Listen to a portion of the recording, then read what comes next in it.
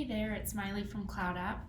Today we're going over how the Pareto Principle can help improve productivity.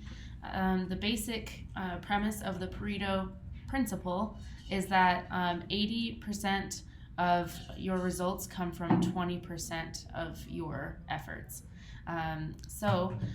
Basically, the main idea with this is that we want to figure out what things we can be doing in our jobs that can produce the most results.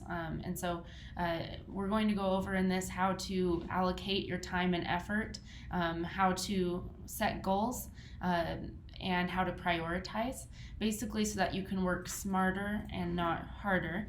But we'll also go over, the basic premise of the Pareto Principle, how it applies to workplaces, and how it can affect your work. And then we'll also go over how collaboration can be tied in with the Pareto Principle as well.